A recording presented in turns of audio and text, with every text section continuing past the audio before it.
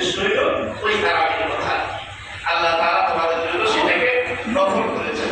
মান তাকাল্লাবা ফীহি বিখাসলাতিন মিনাল খায়র কামান কানা আদা ফারিদাতান ফীমা সিওয়াহু ওয়া মান আদা ফারিদাতান ফীমা কানা কামান আদা 70 ফারিদাতান ফীমা সিওয়াহু।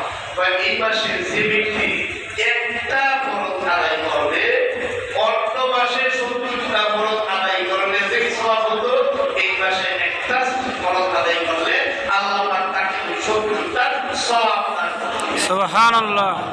আল্লাহু আকবার। এটা সকল ক্ষেত্রে একটা ফরজ আদায় করবেন 70টা, এটা মিনিমাম। আর বেশি তো আল্লাহ তাআলা দান করবেন, সেটা আল্লাহর যত ইচ্ছা তত দিবেন। এরপরে আল্লাহ তাআলা বলেন ওয়াশারুস সাবরি আস-সাবরু সাওয়াবুল জান্নাহ, রমজান মাস হলো এটা সবরের মাস, আর সবরের প্রতিদান এটা হলো আল্লাহর জান্নাত। সুবহানাল্লাহ। যে ব্যক্তি সবর করবে, রমজান মাসে সবর করবে, সবরের প্র্যাকটিস করবে, আল্লাহ বলেন এটার প্রতিদান দিবেন। আল্লাহ রাসূল বলেছেন আল্লাহর জান্নাত। ওয়াশারুল মুওয়াসাতি ওয়াশারুল ইসাদু ফীহি রিজকুল মুমিন, এই মাসটা হইল পরস্পর একে অপরের প্রতি ভালোবাসা, সহযোগিতা, সহমর্মিতার মাস।